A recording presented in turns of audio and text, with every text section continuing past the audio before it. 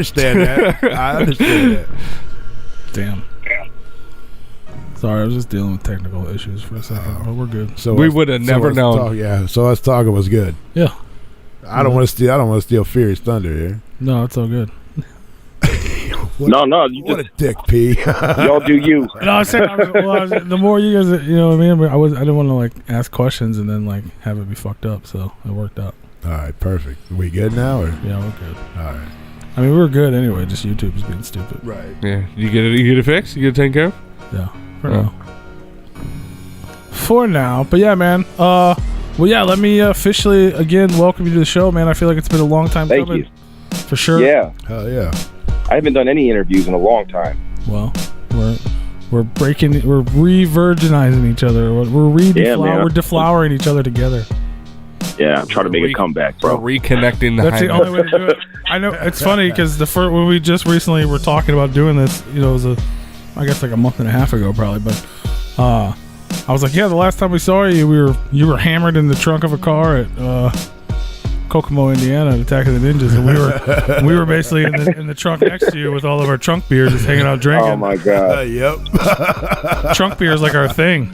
I was found with no shoes later on.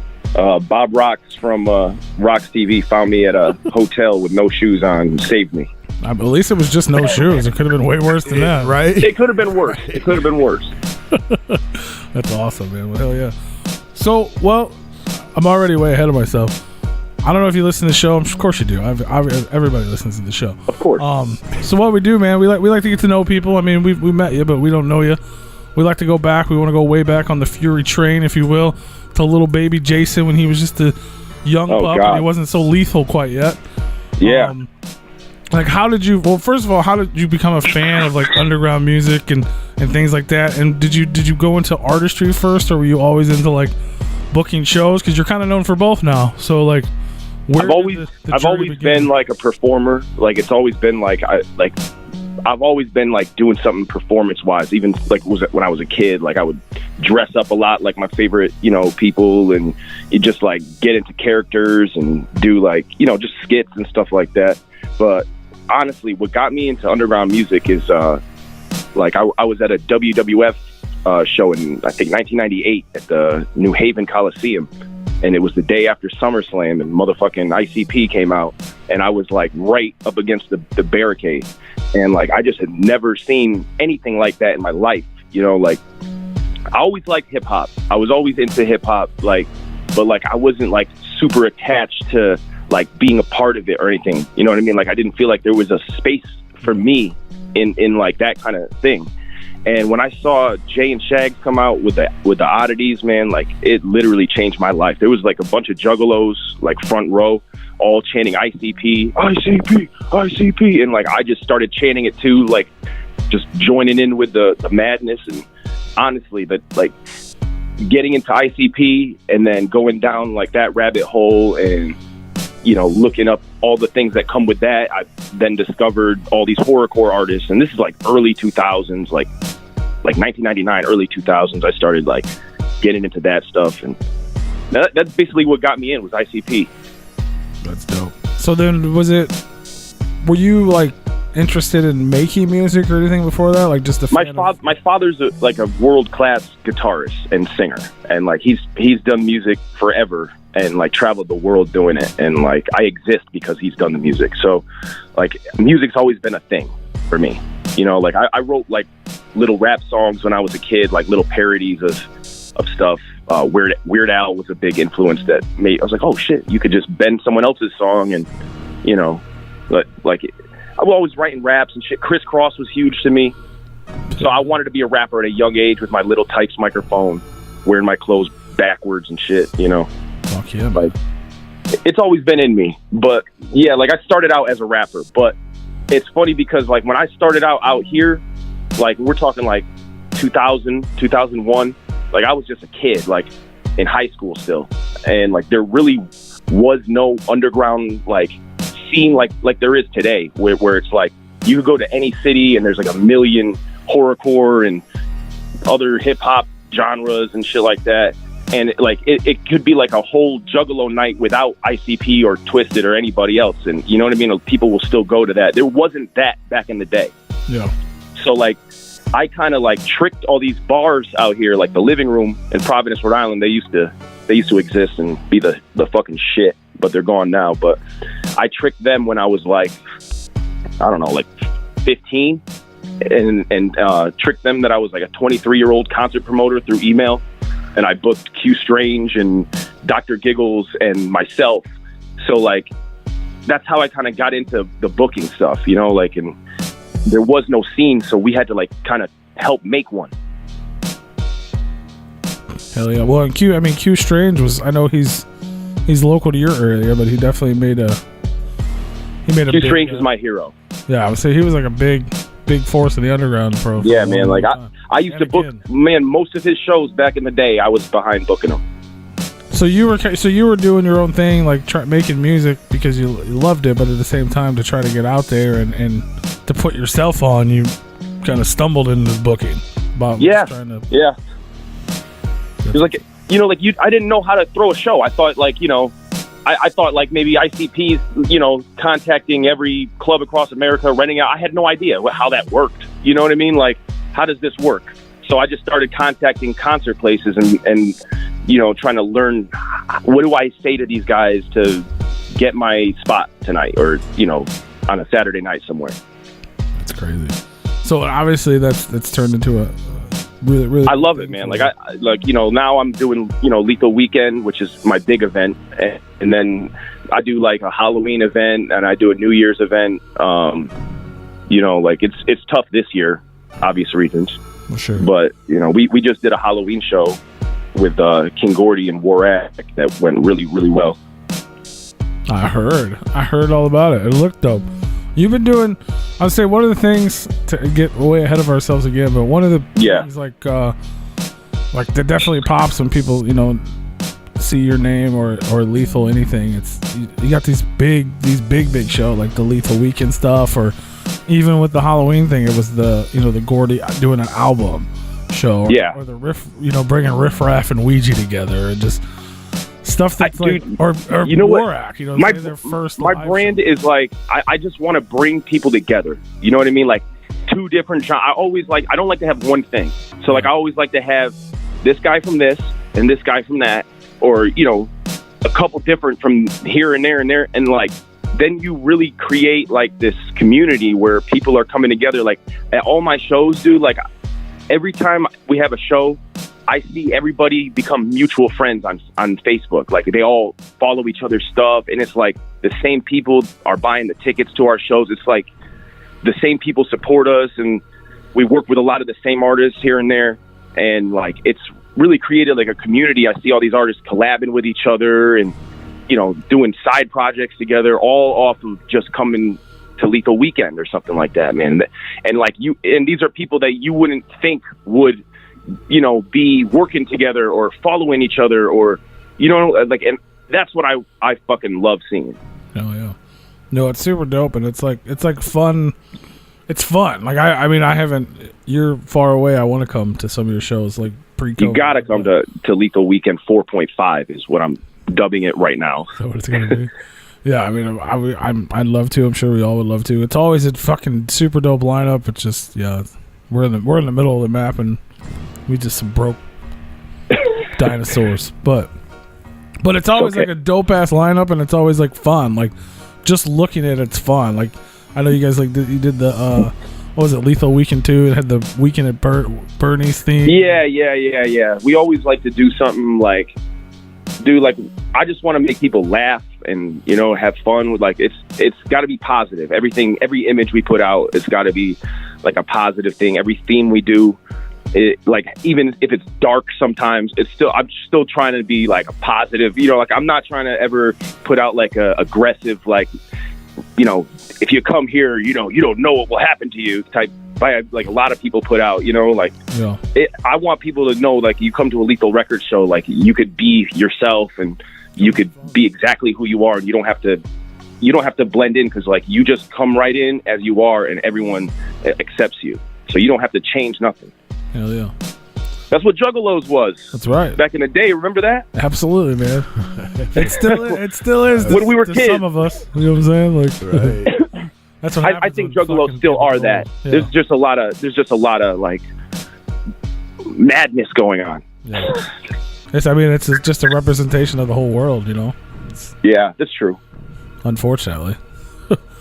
But that's true. No, it's definitely there's still a lot of positivity and awesome and weirdness in the community in a good way. There's just some dude. The negative shit's just any louder. Juggalo show, and like you could ask anybody in the scene in New England if we're at the Palladium and the floor is packed and it's the headline act and it's 12:30 at night going late.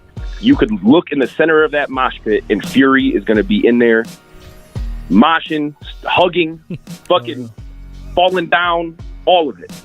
You know, since the 90s. So fuck yeah, man. That's how I feel about Juggalo still to this day. Yeah, man. Hey, man, I agree. No, for real. Like I said, it's just, you know, with the internet, you know, we were juggling before the internet. The internet happened, Yeah. And now the same with the world, man. The negativity is just louder than, even though there's way more positivity. You know what I'm saying? Like the negative people are For sure. loud. Yeah, they like to leave comments that last forever. Yeah, just like, you know, it goes back to like restaurant reviews. Most people don't go back and leave a good review. Some people do, but you go out of your way because you're mad. You don't fucking go out of the way because you had the best time ever. So the negative shit just... I mean, my name's Fury. I get it. I was an angry person. Honestly, I spent most of my life mad. Promise you. But like I'm trying to be better in my later years, you know, like I'm a more advanced Fury. It's not like attack mode all the time, man. I'm trying to be out there like a diplomat, you know. There you go. That's what's up. So I guess speaking of diplomat, there was a point in your lifetime where you decided to run for mayor. Yeah, man. How does a young underground rapper show promoter go on such a journey? Okay, so it's funny because like this is how it went down. There's this like hickory nut tree at the end of my road, right? And it's like over my driveway, and it drops these giant. You ever see a hickory nut before? Possibly. I don't. Them green, like they're like the size of like ping pong balls, or a little bit bigger, like golf ball size. And the trees are tall as fuck. And when they fall, if your car's under there, it's gonna leave a dent. So my mom, she like contacted City Hall and was like, shit, this hickory nut tree, which is on city property technically, it keeps ruining her cars. So she had like some meeting with the mayor or something, and he just shut her down, like, yeah, no, whatever.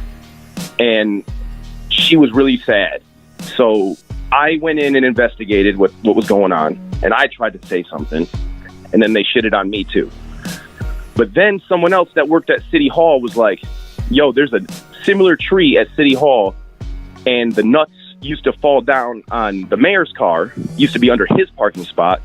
So he moved his parking spot across the lot and turned that into public parking. So like this dude just didn't give a shit. Damn. If other people's shit got ruined, just as long as it wasn't his.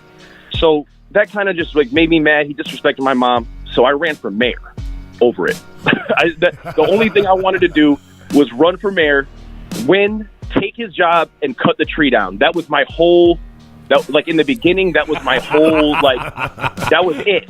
That was it. I wasn't offering no tax plan, no school, nothing. Oh, yeah. Like I was in the parade.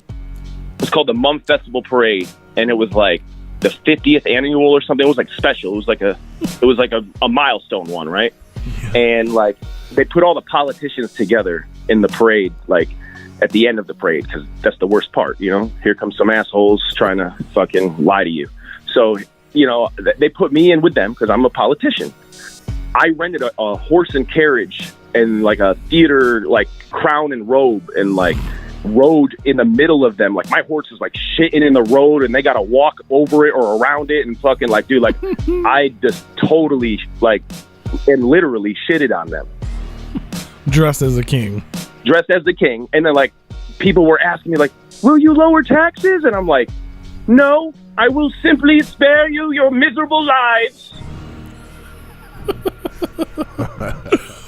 How did people react? How did people loved me, man? Like, it was so wild, bro. Like, I got, like, because the mayor of the town was kind of like a jerk, bro. Like, he was like, at one point he got in trouble for, like, drinking and driving. There was that. And, like, then at one point he, like, swore at someone in a city hall meeting or something. I don't know. It was like he was a little wild, you know? And he made an enemy in me, and I just had to, you know? That's fucking hilarious. So how did the election results go for you? So I knew that I didn't want to lose.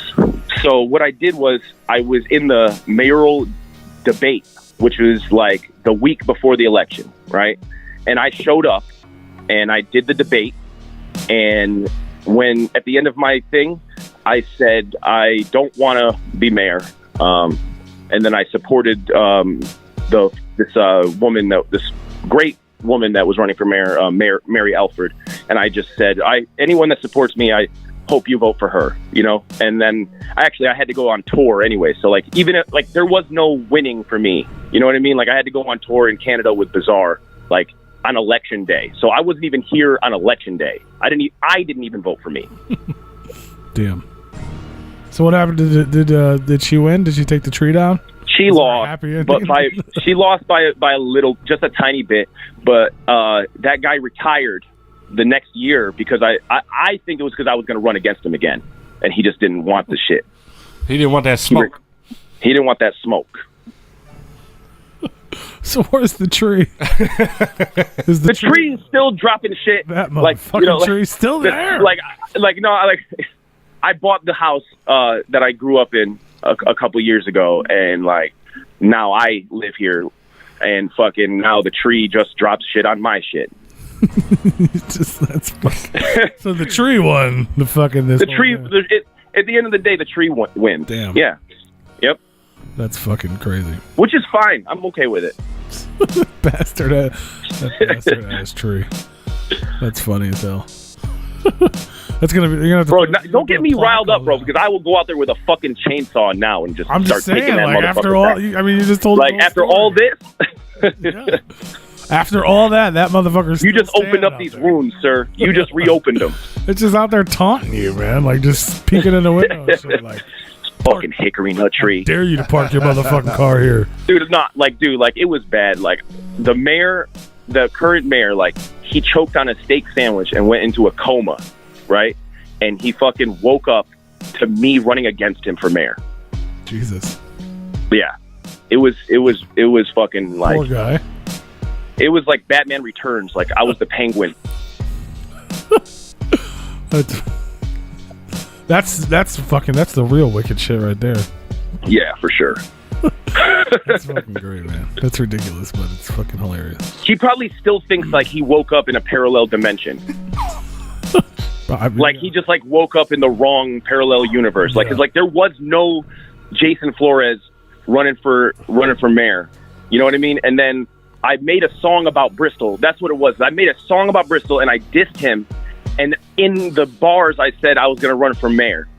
And then that song went viral and then people demanded it. So that was also a part of it too.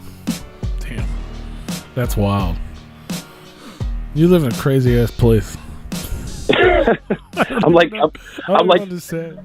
I'm Fury Gump, bro. Right? Lieutenant Dan ice cream. Yeah. I invested in some fruit company. Put in that damn tree, dude. Holy shit. So okay, but now you're political, or at least for now you don't have for now underline 3 times. For now. So but as you mentioned, you did a rap, you dissed the mayor, you talked about the town, which kind of led to that. So back to like how did you get, we know what inspired you with, seeing ICP wrestling and different stuff like that. what was it about writing and rapping and like that actually led you down the road to actually become an artist and start recording music? Because a lot of us are big fans of music, but we're not out there trying to make it. Right. You know what I mean? So right. Man, like I started when I was 14, just rapping on cassettes with my boys, like, you know, just trying to like imitate my favorite artists, you know? For sure. Like but I knew like I needed to be part of this shit, you know? Like I just knew like there was no life for me working for someone else, working on someone else's product, you know, helping someone else's company become number one while I, you know, perish away, you know, like I just knew I just can't do that. I'd rather die. So like I just knew that I needed to become part of this thing that I was so enthused about, you know, like I just needed to get in there because why not? Absolutely. So I'm just trying to think here, like when did it become like so you started putting on shows and stuff, so like had you recorded an album? Was it like a basement album? Like what was all of my stuff that I put out, man? Like I kind of regret putting out as much stuff as I did back in the day. Like I used to release, you know, like I started releasing stuff when I was like 15, 16, 17, you know what I mean? Yeah, and then like putting it out, making my own artwork or having a friend do it and uploading on mp3.com, or like I bought a .com back in the day and had all my shit up there. And like I used to put out a lot of material, and it was, now that I'm, you know, older and I go back and listen to it all, like it's like it was good for what it was. Like I don't want to say that like it was just trash or something, but like I should have put more care in the quality control of how I released them, and you know what I mean. Like I rapped over a lot of like stolen beats and did a lot of mixtapes and put a lot of my best ideas onto things that I could never prosper with. And then it wasn't until about a couple years ago that like I really just started working with only exclusive artists. Like I've always been like wanting to be a rapper, but like I just don't care about like making it or like making money from it. That part of it, the artist part, like I just want to put out stuff and see what people say and do about it, you know? Like that's really what my style is. I feel you. So you're I mean, so you're doing it because you love it, you're putting music out constantly, you know. Obviously recording was way different back then, so that was probably took a lot more time and a lot more, you know, people weren't just having Pro Tools and studios at home. It was like you had to go record and shit. Well, I've always had the home studio thing that like it, but it started with a karaoke machine and then ended up with fucking, you know, what it is today. It's just like a laptop and a mic and a preamp. I don't do nothing like but now it works. Technically it worked then, but it didn't work. You know what I mean? Like, yeah. we had the tools to make it happen, but it maybe doesn't mean it should have, or like it doesn't mean you should have done it, sir. Quality wise. Well, we didn't know. Nobody knew. You didn't know it was bad quality until there was better quality, I guess. So what did that lead? So like when was the moment? Is there like a moment in time where it was like, okay, I'm Fury the rapper, or I'm Fury the yeah, there was actually like me and my buddies were all like standing on this street corner called Irving Street in my town. Like we was all chilling, and like we were all into the same music, and we were talking about forming a group. And like I was like, yo, I'll be Fury, yo. That was my WrestleMania 2000 created player was Fury, and like that's what I just named myself after a created wrestler in a video game. And fucking that's what I decided, like right there on Irving Street. Me and 3 friends, we're gonna be a rap group. None of them are rappers today. None of them were rappers for very long after that. But then when I started doing that, like I found people that were trying to be a rapper or something, and then like just formed relationships with them, and you know, there became Lethal Records. With just when I was in high school, just a couple of like me and my boy Ether, we were Capital Punishment. That was our first group. We recorded our first stuff on cassettes. Man, it was a long time ago, man. I feel you. So you started the Lethal Records thing started when you were just in school. 14 years old, sir. Just a name for whatever you guys were doing. Huh? That was the name because like I thought, okay, rappers need a record label, right? So what do? You create a record label, then you have a record label. You have to put something on the back of your CD, like you had to put some kind of, this is where this is coming from. This is us. Yeah, like, so I don't, like, we just made it up and we spelled it funny just in case. Dude, it's so funny because, like, we spelled it Lethal Records, like, you've seen how it's spelled. And, like, everyone hates how it's spelled. I swear. Like, to this day, everyone, like, to this day tells me, like, oh, like, it's spelled wrong. And I'm like, oh, really? Fuck, like, it's like, bro, like, the Beatles is spelled wrong. Like, do you fucking hound Paul McCartney all day that Beatles is spelled wrong?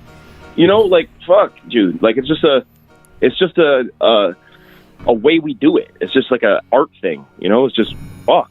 We were 14. We were trying to be cool. We were trying to be cool, bro. We sell records with a wreck. Like, we'll wreck you, dude. Like, we're lethal, bro. Like, absolutely. And then that's why this LEA, I put it like that because Beatles is, they obviously they have a reason for it because they're the Beatles, and fucking, like, but that was a little tribute to the Beatles, the LEA, and then the fucking wreck. We're wrecking you, bro. Like we're wrecking. We're gonna wreck your face. And guess what? I don't see anyone complaining now. It's Lethal Weekend. At Lethal Weekend, no one's complaining to me. Like, it's spelled wrong, right? Who's up next? Well, I actually bought lethalweekend.com spelled the right way just because, like, when people say Lethal Weekend to each other, I want them to be able to find it, For sure. Yeah, that would suck, right? I always thought you had some sort of weird leather fetish, so you're like, it's lethal. Yes, it's lethal. You fucking asshole, bro. We talked about this before the fucking interview, and I said, don't you fucking bring up leather. It's not even lethal, it's lethal. Lethal. Y'all are pronouncing it wrong, too. Bro, it's all, you know what? Come to think about it, I'm shutting it all down now. Oh, my bad. Just because of this. Fuck this all. Guys, it's over. You can run for mayor of St. Louis. I'll go back to I'll go back to politics. We could use a new governor, I think. So people tell me. I think everyone can use new governors. I have no fucking clue. So there you are, you and the homies, your Lethal Records. That always reminds me of like what is NoFX and Fat Mike and all that. They did they were wrecking people too. Yeah. See how cool it is? Fuck yeah, man. It's punk rock. It's wicked and it's punk rock. You're lethal. Yeah, man. See, we're everything. Just like our shows. It's got everything. Hell yeah. Underground Unity. Hashtag. Yep. And so there you are, man. You're Fury. Yes, sir. I'm the created wrestler. Come to flesh. Come to flesh. It's got your own imprint, your own name, your own rap cassettes. You're about to take over the world. Like, dude, like when I was thinking of what the record label was going to be called, I wrote it down, Fury Records. So I'm like, man, like, you got ego problems, man. Like, you got to fucking come up with a different thing, bro. Like, what, Fury on Fury Records? Bro, come on, just stop it. Hey, that's smart, though. You were thinking ahead. You were thinking of what other people would think. Yeah. People post statuses and shit, and then, back in I didn't know there was going to be statuses, but I kind of like, it was in the back of my head, like, one day there's going to be statuses. People are going to talk. People are going to post statuses. Yep. And I'm going to be emotionally affected by them. It's understandable. Mm-hmm. So here you are, you're getting ready to take on the world, and that's when you start booking show. You're like, well, I'm 14 years old. No one's picking me up in a van and taking me on the road, so I guess I have to try to get them to come here somehow, and you learn how to do that just by trying to make your own shows. So yeah, man. But like, I would look to see who's popular in the area, right? So that we could team up with other people who have the same efforts that may not know how to book. You know what I mean? So like, I was the plug for a lot of groups back in the day trying to get their first shows. Dude, like, I bet you, dude, no lie, I bet you 100 people could come to you and tell you that I gave them their first show. I bet you. And that's on just the low estimate. I believe it. So that just kind of became your thing, like, in the I love it, man. Like, I love doing it. Like, back in the day when I was doing it, it it's like it's the same exact thing today. It's just there's a little bit more, responsibility and quality, but like it's the same feeling that I got from doing it back in the day, like walking around, making sure everything's going straight, making sure we're on time, making sure the security's good, making sure the customers are good, making sure the artists are good, everything, like everything that comes with doing a show. Like if you're the one that's like in charge, you gotta fucking, if you don't do it, like trust, things are gonna fall apart. Absolutely. Bow show. It's a lot of shit. So doing that, did you like, so I don't really know like how the story goes, but like now, at least currently, up to like right now, I would say, just in my personal opinion, you're more known for the shows and the I think so, man. Like I think so. I because I haven't put out any material in years. Yeah.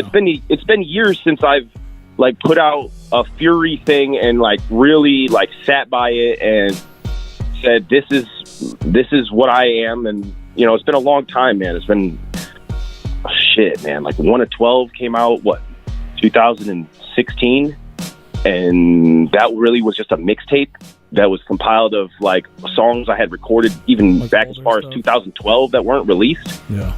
So like, dude, it's been a while, bro. Like I took a lot of time off of trying to like make new stuff. I had a lot of trouble coming up with new stuff. I don't like to make music because that's what I am as a rapper. You know what I mean? Like I have to like really feel like I have something profound to say right now.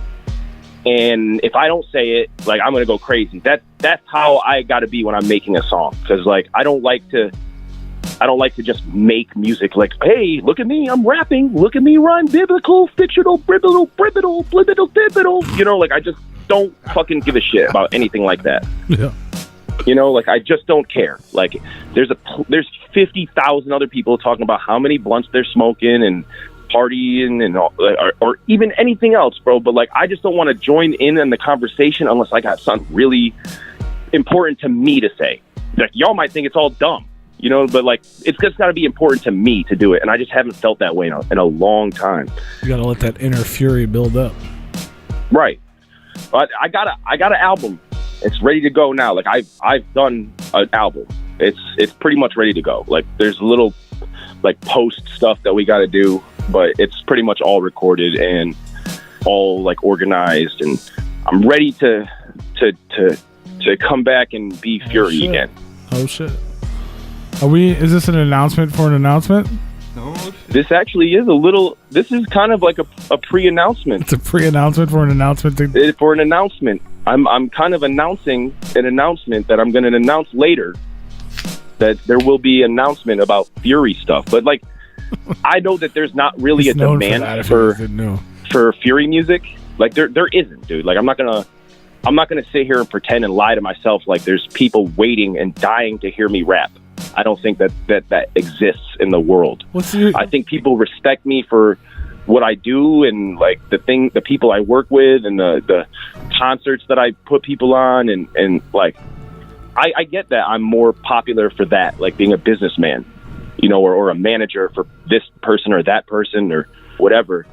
And like, it's cool, man. Like that's where I make all my money. I never made any money off of being Fury the rapper. I swear to God, like shit. I believe it. Nothing. I can't tell you a significant dollar I've made. I can't tell you any time ever in my life that someone paid me to be Fury. You know what I'm saying? Yeah. Like, I'm just being honest. No, but like, I live really well off of everything else I do. Like I'm not like in a mansion or nothing, but I bought the house I grew up in. I don't work for anyone but me. I get to do what I love to make money. And that's about all I could really ask for. Well, we're gonna create the demand. Nobody knows Fury the rapper because it's been such a long time. It's been so long, man, and it's a reintroduction, man. Yeah, like I kind of was at a point where I was about to stop, and I went to LA right before Lethal Weekend 3. And like I'm gonna name drop. Can I name drop on your fucking radio show, motherfucker? Hell yeah. Are you ready for a fucking name to come out of my motherfucking mouth, bro? Let's drop them. You ready? Can I just drop a fucking name right now? Throw it right on the floor, right there. So, I was out in LA before Lethal Weekend 3, right? And I was out there with my guy Bizarre. And we was doing some top secret shit. There was a really famous rapper finishing up a secret album. And we went there to the studio, right? And I sat down on this couch in the lobby. And I'm alone in this lobby. And all of a sudden I hear a plate like playing on the table behind me. Like, someone put a plate down. And I turn around. I see Dr. motherfucking Dre. Oh, shit. Dr. Dre, sir. Dr. Dre. Can I just name drop Dr. Dre? Dr. Dre was in the same on Replicon radio. Can I say Dr. Dre? Dr. motherfucking Dre. Dr. Dre. He's like, who are you? What are you doing here? Obviously you're here, so I'm joking with him, this and that. I say this little joke about his TV remote because his TV remote had a TV on the remote, and like it, like bro, like I didn't know if the remote controlled the TV that was on the remote, or if the you know what I'm saying? Like I just what the fuck is going on? Like here? You're rich, huh? You got a goddamn TV on the remote to control the TV. Yeah, like there was just no like I'm done. I picked it up, the whole thing started glowing. I was like, okay, I'm done. So, I had him dying laughing over my that thing, me fumbling with his TV remote with the TV on it. Wow. And he's like asking me questions, what do I do? And I'm talking about how I book shows. That's what I do. I'm kind of like a management type or assistant or whatever the fuck I am, a slave. And freaking, I book my shows and I do my business. And he's like, are you an artist too? And I was like, kind of, but not really, And he's like, you should do the art too, man. And I was like, so if I leave this place and continue to be a rapper, can I say that Dr. Dre told me that? He's like, yeah. So guess what, guys? Here I am. Fuck yeah. Dr. Dre endorsed. That's huge. Hey, I don't want to say endorsed. I didn't say endorsed at all. He just said, yes, I could say that thing happened. Sight unseen. Sight unseen. Yes. He endorsed yes. You're saying it. I'm not saying it. My phone's ringing. It's Interscope. I'm going to get yelled at. Oh, shit. They were listening. I would rap too if Dr. Dre told me to, even though he never. No, but like it was like I find that was like a moment in my life. Like, bro, like I'm never gonna get told by Dr. Dre to continue rapping ever again in my life. Like what? Like I think I'm gonna listen to that guy. Right. He saw the passion in your eyes when he asked you if you rapped, and you went, eh. Yeah. Well, who says that to Dr. Dre? Hey, are you a rapper? Yeah, I am. Watch. Tipital, flibbital, cribbital, tribital, tibital, blibbital, like that's what happens. I guarantee 9 times out of 10. I'm sure, yeah. Or they're trying to get a feature, which you should have tried to get. Like, yeah, you want to record something right now? But no, that was a turning point in my life, bro. That's when I decided, like, dude, you know what? I'm gonna try this again. I'm gonna like, dude, fuck everything from before. Like, I had a lot of inner problems with my team, like the old Lethal Records roster, the people I was working with. It was a constant like bullshit, and I had to like start from scratch and like, like rise again, and like that was like a moment in my life where I was just like I'm here for a reason. I heard that for a reason. You know what I mean? Like that person said that to me for a reason, and I gotta take that and run with it. Fuck yeah, man. That's exciting. So So if I fail, it's all his fault. It's all Dre's fault. Yeah. So like if I fail, it's his fault, and that's what I'm saying. Okay, well, I feel like saying that you were endorsed by him is far less, impactful. Right. Then if I fail, it's fucking your fault, dude. Right. You said I should do it. You're the one that told me to do it. Bro, like, I'm going to get in so much trouble for saying that story. I know I'm going to get yelled at by someone. No. You didn't do nothing wrong. That's dope. That's hella dope. That's positive. That's Dr. Dre coming with the positivity. That dude was super positive, man. That shit changed my life, man. So, and then I went on to do Lethal Weekend 3 that like 2 or 3 days later, and it was like the greatest fucking couple days of my life. So backing up a little bit for I always keep jumping ahead. No, bro. You're good. It's all good. You know what I'm saying? That's the stories are good, so it's fine. It doesn't matter. For the people who may not know you or know anything about you or what you do or how in the fuck did this fucking weird looking guy end up in fucking sitting on the couch next to Dr. Dre, like, so I guess through booking shows and stuff like that, you ended up meeting a lot of people. I was traveling with Bizarre from D12. So that's Bizarre. I was gonna say Bizarre and Gordy. You're definitely known for yes. So Lars. How did that, though, the whole connection with all, like, how did you end up meeting those guys? Like, how did that whole thing start? Man, I met King Gordy first.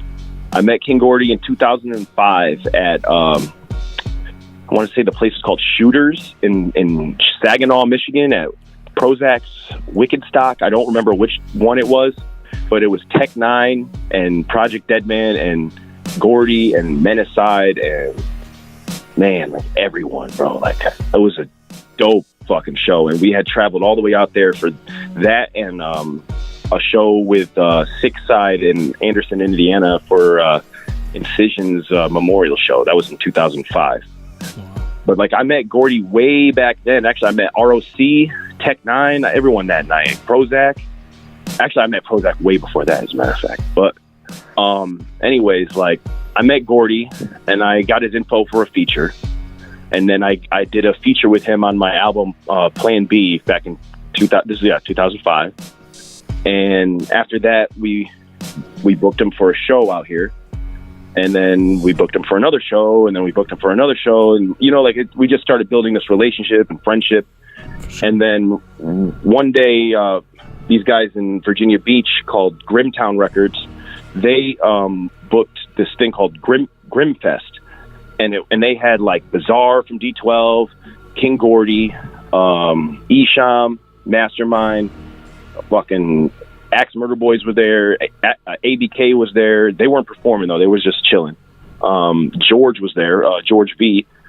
And, man, like, it was just like everyone was there, man. A lot of big players. Was this the barn show? Was this the show that was in the barn or whatever? No, that's 3M. That's 3M Fest in yeah. Cairo, Michigan, and that's a couple years before this. This is in 2009 is what I'm talking about. Okay. And and Gordy introduced me to Bizarre. And then that night we had done a feature with Bizarre, and then that's how we start business with someone. You know, like, it's always best to start business by instead of like bothering someone in their email for potential things, to have like money ready and be serious about the thing you're asking about and be ready to do it. That's like always a big thing. People always ask, "Oh, how do you meet this guy? How do you meet that guy?" I do good business, sir.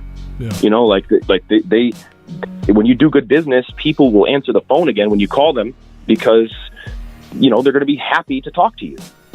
You know what I'm saying? So like, that's how me and Bizarre got hooked up, and I started helping him after that, and then we went on tour in Canada with D12, and then we toured the US with D12 and Potluck. And what shit was wild. So with that, like, going out at that, like, in that moment in time, what were you doing? Like, you weren't, like, were you tour I was putting out music. I was still putting out music, like, but I was doing it all wrong, man. Like, I was putting out these mixtapes that were all like just stolen beats that you could have leased for $10, and I just didn't do it. And fucking, like, I just was putting out all this stuff, and just a lot of it, dude. Like, I'm talking about, some of my stuff was just so damn good. Like, back in the day, when I listened to like certain stuff back in the day, there was just like some moments where I was just like, damn, bro, like, what the fuck? Who is that guy? But like, it was all done over these beats that I couldn't use, and like, and what I hate doing is re-recording something, or like taking something and then redoing it on something else later. Like, I'm more of like, I recorded it, it's done, it's out of me, I'm done. Get it away from me. Like, get this shit out of me. There's a reason why I said it on a record, so it's not in my head anymore. You know what I mean? Now it's here. For sure. Yeah, it's already been released. I don't want to. Yeah, it's gone. It's not in me no more. Not just released on an album, but it's literally released from me. Yeah, it's like, when you store something on a USB drive, bro. It's just not on the main computer. All your naked pictures that the girls send you, you put it on a USB drive, and then you put it somewhere where your girl ain't gonna find it. If you're a creep. Then you just forget about it. Then you just forget about it. 10 years later, she finds it. And then she finds it. And, who this bitch? Who this? Yep. So you're doing your music thing just kind of on the side. Were you like being, obviously you're working well with these guys, but what were you like? What did they hire you to come on tour? Were you being a runner? Were you tour managing? Like, I was doing everything. I was doing like everything that was asked of me. You know what I mean? Like at one point for a long time, I was Bizarre's manager. Like it was like an official thing. And then I stopped doing that for a while. And when we started working together again, it wasn't like an official thing, but I was still doing a lot of help. And because dude, like I don't care about titles, and honestly, like, honest to God, bro, like I don't do this shit because like there's things that I do for money, and there's things that I do just because I want to see them carried out. Yeah. You know what I mean? And like the things I do for money, that's what fuels my life, and I get to be free and do my thing. But then there's a lot of shit I do where I don't even ask for payment. I'm just trying to propel this idea that I believe in as well. So like I did that a lot with a lot of different people. And different eras of my life. But I kind of just, at this point, I'm more so done doing that and just trying to build my brand and my group and my stuff now. For sure. So you became good friends with those guys. You're out there on the road with them, doing tours, doing different things, everything you can think of, tour managing, helping with bookings, whatever else, running, like just doing the thing. Hype man. Security. Oh, that reminds me. So I got kidnapped by Ukrainians in Canada. Okay, do tell. Yeah. You can't just say things like that.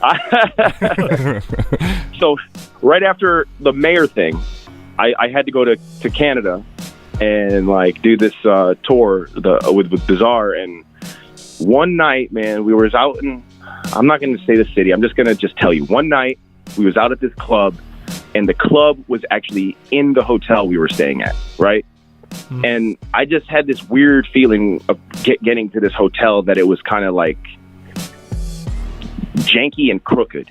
You know what I mean? Like, and like, it was just like a weird feeling. You know what I mean? Like, and I just ignored it, whatever.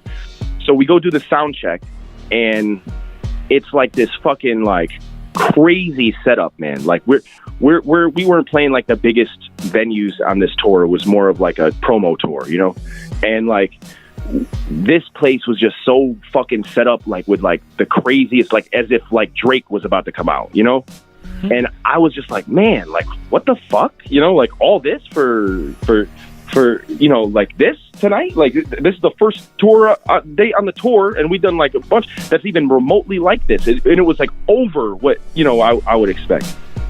So the promoter was being weird and like didn't want to cough up the money, which was supposed to be paid for at sound check. So I went over and I was just like, man, I'm not even gonna say nothing. I'm not even gonna say nothing to the boss. I'm just gonna deal with it and then go get the money after the show. And like I was still a rookie, bro. Like this is like young Jason, like still learning how to do this, like faking it to make it, fucking this and that. You thought somehow you were gonna get in trouble. So the show happens, right? But it's like negative like 40 degrees in Canada, which their temperature, like it's like I don't know what the fuck. Like I was just out there. The whole shit confuses me, bro. I'm not gonna pretend to lie to know what we use, Celsius, Fahrenheit. I have no idea what we use, and I have no idea what the fuck they use. You know what I'm saying? Like what the fuck is a Fahrenheit? How does a Fahrenheit work? It's different. You know what I mean? Like I don't know that shit. But like it was negative, some crazy shit, and like literally no one came. There was like fucking 5 people. It was crazy, right? So, and while we were doing the show, just in my head, I'm like, yo, because I throw shows. I know what it takes to put all this stuff here. You know what I mean? Like, I know what it's going to cost to do this. So in my head, I'm like, whoa, man, someone just is going to take a huge fucking shit tonight on their life. You know what I mean? By paying for this. And so show's over. Everyone leaves, fucking does their thing, goes to the room because it's upstairs. And like, no one is alarmed. Show? Huh? This was a D12 show? This is a bizarre show. Just okay. Yeah, and like some local artists and stuff like that. It was like, it was weird, bro. I was so just like, trying to grasp the scale of the the show. Yeah. So like, I'm down there in the club. The club closes out. Everyone that was there left, right? And then I would say maybe like 20 minutes later, the motherfucking club reopens, right? And it's like 2 a.m. now. And like, people start coming in. Like, and shit just fills up with people. It's like, what the fuck's going on, bro? It just didn't feel right. No. You know? So like, I'm looking around, bro, like, man, like, it was just wild, bro. Like what's happening? Where were all these people when we did the show? Right. What the hell's going on? Like, what the fuck what's going on, right? So the promoter from the show comes up to me. He's like, oh, come with me. I'm gonna bring you over to the boss. He's gonna pay you. So he brings me over. I go to the fucking bar, and like, dude's like, hey, this is fucking Fury. He's Bizarre's manager. Da da da. He's introduced me to this guy, and this guy's just mean mugging me, right?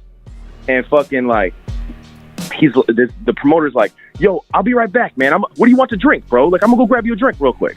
So I'm like, dude, I don't want to drink. I want to leave, you know? Well, my money. So homeboy leaves, right? Saying he's gonna be right back. Now I'm standing there looking around, looking stupid, fucking worried as hell now. Like, what the hell's going on? And I'm like, I can't go back upstairs without this money, right? So I'm talking to the dude. And like, I'm like, so I gotta go, you know, so whenever you got that, you know, money, you know, go ahead and so I could be on my way. Dude's like, so you are friends with Eminem, huh? And I'm like, nope, not me. Like, fucking nope. You know, like I'm trying to explain to him, I'm like, I'm just a tour manager. I'm just fucking, you know, like, and I go to fucking, I'm like, yo, can I have this money? And I turn around, and some other guy's looking at me. He's got like the classic Grand Theft Auto tracksuit on, and he's like fucking like staring me down. And I'm like, I'm like, okay, let me try to introduce myself to this guy to test my temperature with this guy. So I'm like, hey, I'm Fury. He's like, yeah, you're Fury? I'm crazy. And I'm like, oh fuck, you know, like, I'm like, fuck my fucking life. I'm gonna be shot in the head and frozen solid on the side of the fucking Canadian highway somewhere. So they fucking pull out this bottle of vodka and they make me drink. They're going shot for shot with me, the boss is. And like, I try to leave, like, bro, because I was like about to fucking vomit of how much vodka I drank. So I'm terrified at this point. So I go to leave. The dude that said he was crazy puts his hand on me, opens up his jacket, shows me a fucking piece, and I'm like, I'm dying tonight. You know, like, in my head, I'm like, I'm fucking dying out here in this fucking stupid place for this, you know? So I continue drinking with this dude, and after, like, he made me finish the bottle with him. It was wild, bro. And after, he said, you know, we don't normally do this. And then he handed me the money and then told me I could leave. But like, bro, like, I'm telling you, man, like, I was so fucking like terrified, bro. Like, it was just like, bro, like, what is going to happen? I have a kid at home. Like, I'm out here just trying to make money, and I'm about to die out here for this, you know? So you know, like, I say kidnap as if I was thrown in a trunk, you know, whatever. That's how I colorfully tell that story. But man, they would not let me leave. I mean, it was still pretty, you know. It was, bro. So I go up there, and it's like a couple hours after, and Bizarre's like, bro, where the fuck were you, bro? Like this and that. And I told him what happened, and he's like, you stumbled in the door because you just. he believes me. Yeah. I come up there and I'm like vomiting and fucking. He's like, bro, what was you doing? Cocaine all night? What the fuck? And I'm like, no, Bizarre. This is what just happened. Like, you know, and he knows me to be honest. Like, he knows I'm not going to come up there and just tell him some shit just to rile him up. So we literally left the hotel. It was just like, fuck it. We left at 4 a.m. and went to the next fucking city. Damn, that's crazy. Well, at least they decided to pay you for some reason. When I went to Canada with Twisted, this is what I say, because I thought these guys were Russian. So when I went to Canada with Twisted a couple of years later, like 2 years after that, I was out somewhere and I was telling this story to a couple Canadians because we were in the same city that this all happened. And some guy was walking to his car and he was like, they weren't Russian. And I was just like, yes, they fucking were, dude. Like, what do you mean? He's like, let me ask you something. And this is before I told the whole story. This is before I got to the whole end of the story. And he was like, let me ask you something. I was like, what? He's like, did they make you drink?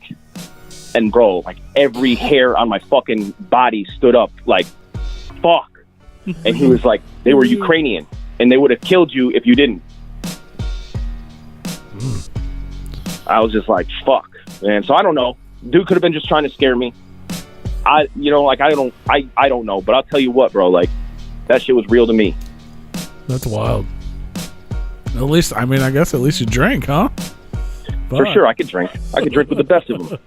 At least, shit. Yeah. Fuck, that's frightening. Well, yeah, man. That's my Ukrainian kidnapping story. I don't know if I would have went back in that area at all. Like, man, I just went back. You're friends with Eminem, huh? Dude, you were friends with Eminem, huh? Dude, like that. I swear to God, I've never been more terrified after to hear the name Eminem. I don't know what that means. I don't even like the candy, man. I don't even know. Like, bro, like, no, I don't. I'm not friends with him. You know, maybe he's thinking that, like, if he extorts me or something, like, you know what I mean? Yeah. Like, they could get their money back or some shit. I don't know. I don't know how much they spent, but it was a lot of money on this thing that was really fucking not supposed to be that, you know? That's crazy. Holy shit. and motherfucker, I still know the promoter too. I still I never contacted him again, but he's still out there doing shit. I'm gonna pop out on him. Right. If you're listening, I'm coming. Look out for the Fury. Mm-hmm. Look out for Fury. I learned Ukrainian. I learned to speak Ukrainian. I'm immune to vodka. I drink vodka like water. Vodka pussy drink. You not drink with me. Yeah. Bro. I'm going to show you Kentucky bourbon. I will be the one who drinks. Yeah. Bro, you know, pretty much the same shit happened with the O.J. Simpson thing, and he got arrested for kidnapping. They just wouldn't let a motherfucker leave, so that's why I say kidnapping. I mean, it is kidnapping. It's held in against your will. Yeah. Yeah, I was not able to leave, sir. Yeah, I pictured you, like, sitting in a Canadian alley and a van pulls up, and they just... Bro, that's what would... Bro, like, I'm telling you, that in an alternate universe, I'm dead in a trash bag and fucking buried, like, 3 feet under, like, fucking still frozen snow that never melted. The only thing that separates this from being in a movie is a pile of drugs on the table. Right. Really, it wasn't. It was just some shitty vodka. Really shitty vodka. That's crazy. Well, luckily you passed their vodka test. Yeah. Now I know. Now I know, sir. Yeah. So doing all this, getting kidnapped in Canada with Bizarre and making all these dope relationships, a lot of people, I know we got a lot of people listen to the show that are big juggalos and underground fans, and you kind of helped push the whole Lars project forward. Like, how did that whole thing come about, and how did it end up on M&E and all that? Now we could talk about 3M Fest. Okay. So 3M Fest was that thing that you're talking about in that barn in 2005. Yeah, that apparently that festival was like the like if that was the moment in time. Yes, everyone was there, bro. That's where I met George. I met Axe Murder Boys there. I met Prozac at that. V Sinister, Mars. Shit, man. A lot of friends that I've kept forever, man. It's crazy because anytime we've had all them guys on the show and they have all brought that up. Like, really, that's what I'm saying. Like, if there was like if the world was a movie and the underground was that's like the part where the Like if you had to travel back in time or whatever, like that's that pivotal moment. Like it everyone met like, there, and everyone's careers. And we were just all kids. We were just all kids. Like we were kids just trying. Like bro, we was out there to open for Tech 9. You remember? Like there was Tech 9 didn't come. Zug Island showed up, and they was at the end of the dirt road, and they looked over, you know, like to see where they were going to play, and it was like, oh hell no, oh no, we can't do that. No, it was wild. This dude, what was his name? Obnoxio. That's the guy that put it together, man. If anyone knows where Obnoxio is, please tell me. Send me a message. Fury860@gmail.com, please. I love that guy. Hell yeah. But so that's kind of. But anyways, yeah. But yeah. But for how that happens, that's where I met George and Ajax and Purple Hash. Mm-hmm. Like there was a whole crew, and they were from. Some of them were from Connecticut, and we were from Connecticut. So we instantly started, mingling with each other, and that's how my relationship with George started, like way back then. And then he was working with ABK, and he tells me that I booked him his first out of state show ever. So we've always had like a little like a relationship. Hell yeah. So when Bizarre and Gordy, they were starting this project, and they had already come up with the name and the sound and the image and everything. Like I just hit up George, was just like, bro, like you should hear this shit. And from there, it kind of like it just ended up being what it was. It was dope. What'd y'all think of it? I think it was dope. I think it, especially at the time, like even without the music, it was just like the biggest power move for everyone at that moment, I think. Oh yeah. But the music was also fun, and it was definitely a different vibe, especially coming from those two. They both fucking like masterpiece mode on that album, man. Like those guys really, like, I was there for every stitch of that album being recorded pretty much, and I'll never forget that summer, man. That shit was just like magic. Yeah, I'm sure it was. Oh yeah, no pun intended. That's what was I gonna say? I don't like Bizarre. Bizarre is a weird one, obviously. He's the king of the weirdos. He's bizarre, and he almost reminds me of like ODB type. Like he's the drunk monk, man. Yeah, like sometimes it's just madness, and you're like, why is this even happening? And sometimes it's madness and it's magic. But like, it just seemed like that project, it was totally different. It was just like, oh shit, they're actually doing this. Like this is like, especially like Cocaine in Miami. Like that's, oh my god, never expect to hear something like that from either one. And then we actually went to Miami and had a yacht and fucking like you saw the video, like that shit was wild, bro. And I remember we had them on the show, and I'm sure they told this story otherwhere too. I just remember they told us the story about the hook, how it wasn't actually finished. It was just it was a scratch hook. Yeah, like it was a scratch hook, and like there's not even real words to it. It's fucking great. Like when we first got it, we were all like in the studio, like listening to it and like trying to figure out what he's saying, and like we're all guessing what he's saying, and then like they recorded the song, and then they went back and they like, yo, what were you saying on that? And he's like, nothing. There was, some of them is words, and then like when I couldn't figure out the words, I just, sang a little melody or said something that sounded like a word, and just so I could fix it later. This was just a scratch, vocal track. But they're like, oh no, let's keep it. But that's the way that's the magic of what Bizarre does as like a man. Like it's those kind of decisions that make his music so fucking unique and like weird, truly weird. Not just like we're weird. Oh, look at us, we like guts and blood. We're weird. Like it's like, bro, like it's like we made a decision in the production on a level that you're gonna love this catchy hook, and you're gonna make up your own things, because there's not gonna be a person out there that thinks that it's a scratch vocal track. They're gonna think that there's actual words there, and they're gonna come up with them in their head. When you're singing the wrong words to a song, fuck yeah, and then you find like years later that you've been saying it wrong the whole time. Well, everyone that sang that song has sang it wrong, because there is no way to sing it. Fucking worse. So like tell me that's not genius, man. Like that's real genius right there. Well, accidental real genius. Yeah. But Man, I don't see people think that Bizarre might be doing things accidental, bro, but like I don't know, man. Like that's a fucking wise, subconsciously genius, very, very premeditated fucking decision making guy, bro. Like he's a genius. That's what's up. That's crazy. So, but yeah, I definitely want to. I mean, so you essentially were, as you mentioned, you called George, so you were a pivotal part in that whole thing happening, at least happening the way it did with Magic Ninja. Yeah, definitely. Like I don't, like I wasn't like in the group, but like I was a part of the live show. Like I was the hype man for the group.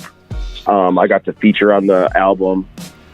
Like it was great. Like it was like a lot of dreams come true, man. Because like Bizarre and Gordy are my favorite artists, man. Like like honestly, they're like my favorite. Like I felt like that's where I've always belonged in this rap game. Like once I discovered who they were, and I was just like, man, like that's kind of like what I feel. Like they're kind of the way they approach being artists.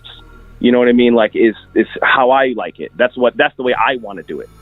Like they're my favorite of all time. So like that moment in time where we all got together and like all did this together like brothers and got to be in the studio together like for like months at a time, doing every show together and like seeing all this shit come to life, man. Like it was like I'll never forget that. That's awesome, man. I got to back up a little bit because I have to hear this story. What happened with you and Jerry Springer? What happened with me? Well, first of all, why were you there? And then like what was that all about? Like that's so madness. Well, Bizarre and Gordy started a song about Jerry Springer, and what happened was Gordy did a verse to it too. Like originally it was Bizarre and Gordy was on the hook. Mm-hmm. And then Gordy got locked up, and fucking I asked if I could take the spot on the verse. So I did the verse because I love Jerry Springer. I'm a huge fan. So I'm like, yo, Biz, man, let me hop on this. So, because I knew that we were gonna shop it to Jerry Springer and see what he thought of it. Right. So like I did my part and he did his part. Like he finished the whole thing up, wrapped it all up. We kept King Gordy on the hook. And actually King Gordy has a verse to that song that's like ridiculous, dude. Like holy shit, it's ridiculous. I don't have a copy of it, but like I heard it way back. But anyways, like so they submitted it to Jerry Springer and he loved it and they asked us to come perform it and we came and we did that. And then after that, like maybe like a couple years later, I got a call from Jerry Springer's producers like while I was out on tour, and they were like, yo, we got these rappers coming in tomorrow. You want to appear from the crowd and like roast them and talk shit? And I was like, fuck yeah, I do. So fucking we came down there and we spit some raps on the show, like, PG raps, and, like they promoted it and they tagged me in it. It was really cool for them to like a show like Jerry Springer to like, because like when I was there, I was with Bizarre. So it was like Bizarre and the Weirdo Movement. But when I went back, it was Fury is here. You know what I mean? And they posted it all on their website with just me in the pic, and they really gave me like the best treatment, dude. It was amazing. But like I love the Jerry Springer show, man. Like that's my shit. You guys could run together in the future. Mm-hmm. We could. Isn't he a judge now? I think he's a judge now. Yes, Judge Jerry now. Yeah. Is that what it is? He was like a mayor or something for a while, right? For sure. Sounds familiar. Yeah, he was the mayor of wasn't it Chicago? He won the election. I don't know. He tore that fucking tree down. He paid for a hooker with a check. What? That's what. Then he got fired from being the mayor. I believe. Is that what it was? I believe that's the. That's the official story. That sounds like a Jerry Springer episode. You know what I mean? I got elected mayor and paid for a hooker. That's it. I'm blacklisted from Jerry Springer. That's it. That's wild, man. Holy shit. I think he's still doing the show too. No, they're not. I don't think they're filming like Jerry Springer's show. He's doing Judge Jerry right now. Oh, okay.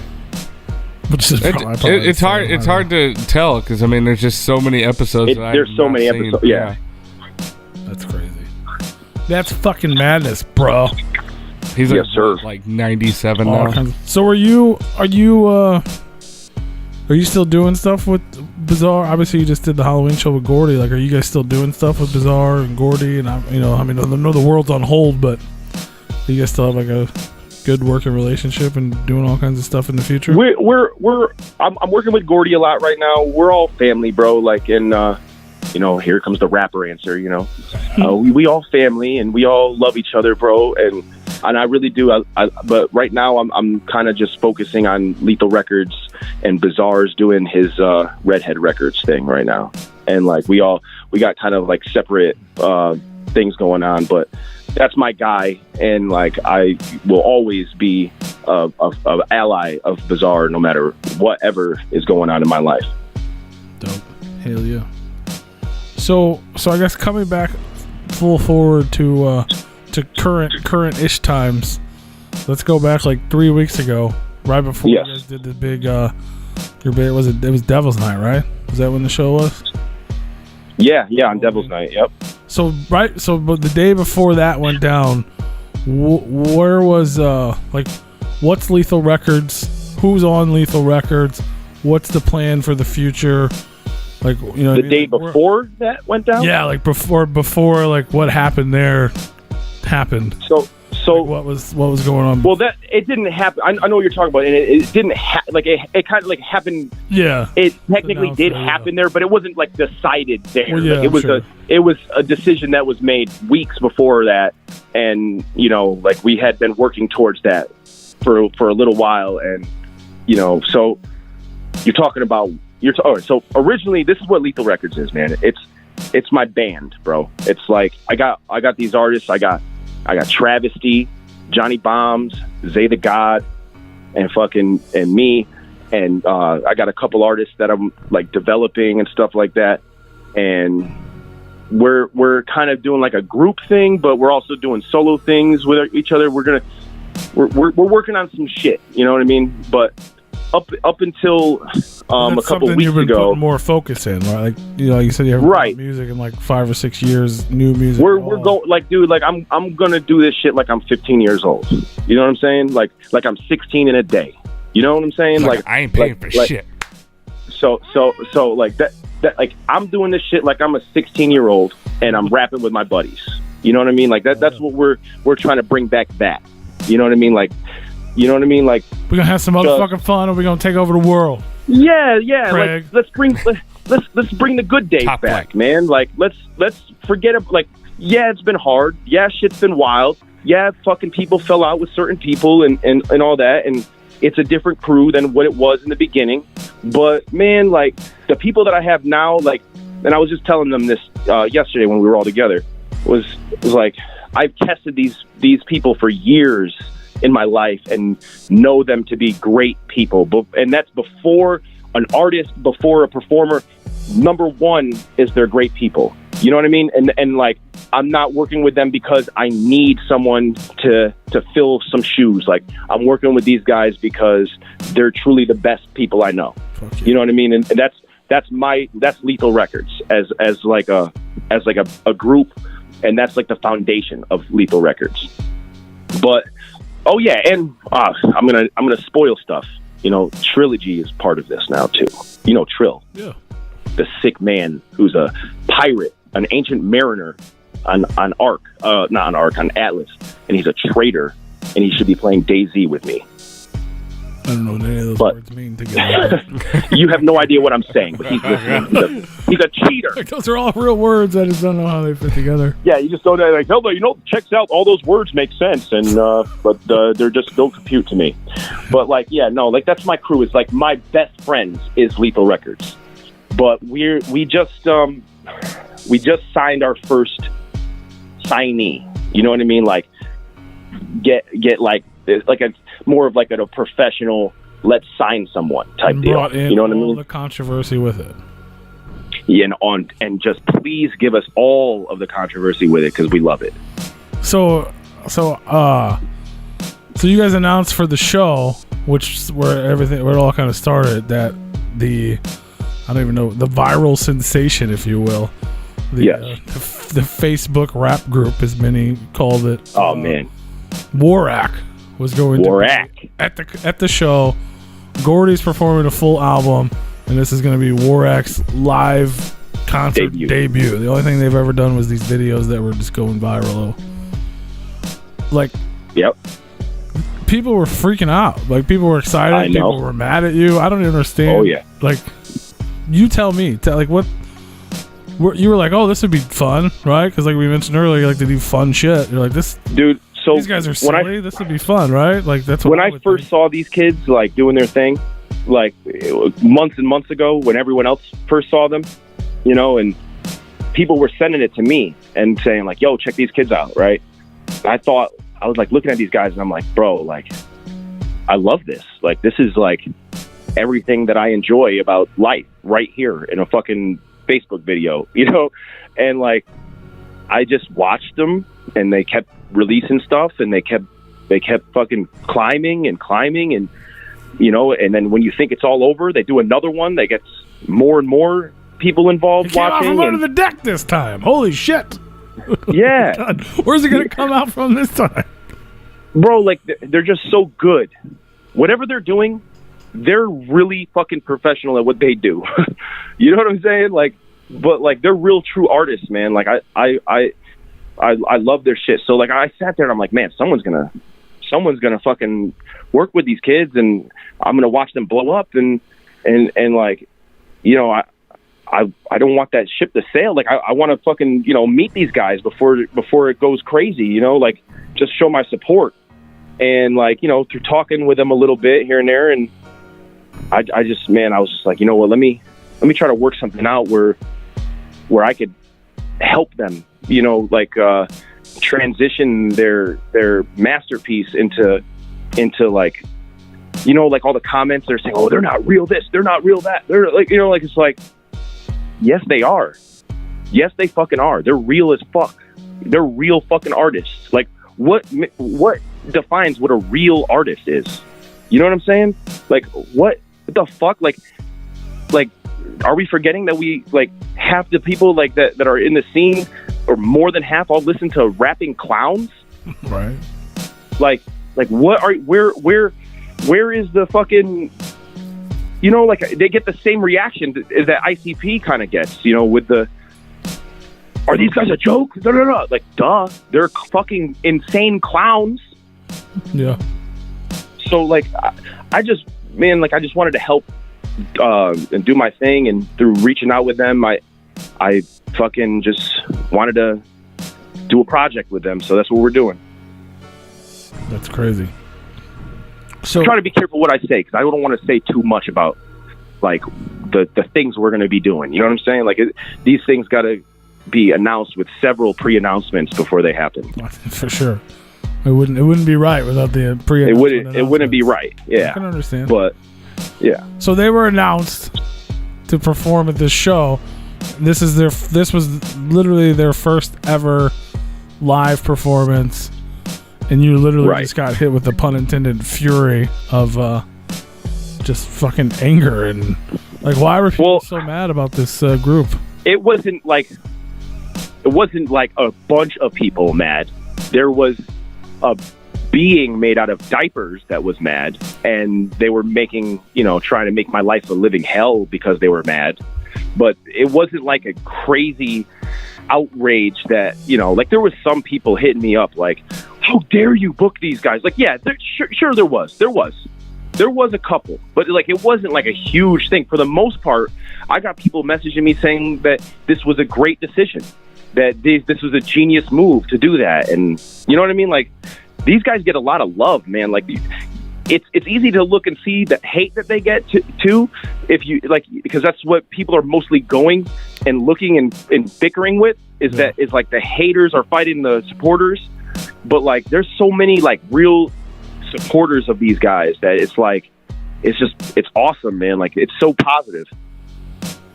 That's what's up. Yeah, I don't know. I honestly don't know too much about them. Obviously, I've seen the videos like everyone else in the world has. So, yeah. But I thought it was fun. I was like, oh, that's fucking. First of all, it's dope because it's their first ever. So regardless of what happened past that, that would always be their first ever show was a Fury. Yeah, no, man, that was sick. Seeing them become that on stage and seeing them be Warak in person, and then seeing the look on people's faces, seeing them be Warak in person was awesome, man. It was fucking awesome. So then so the show went down. I'm assuming I wasn't there, but I'm assuming it was a great show. They came out and did their thing.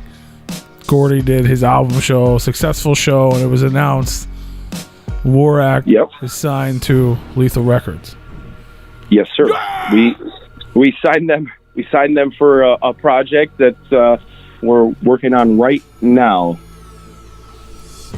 So how was the show? Like as a fan of the group, what was Warak's first ever? Like not as the label guy. I want to know is the guy Fury in the mosh pit watching sweating, them, hugging. What was it like to see their first ever concert? I was extremely taken away by how awesome they were. Honestly, did they do just watching thing?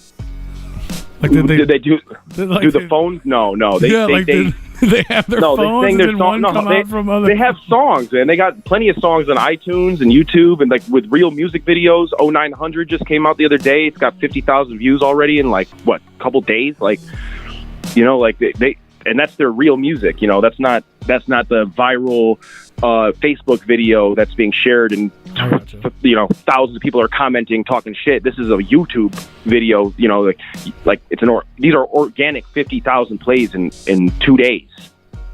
You know, so I'm telling you, man, there's something here big.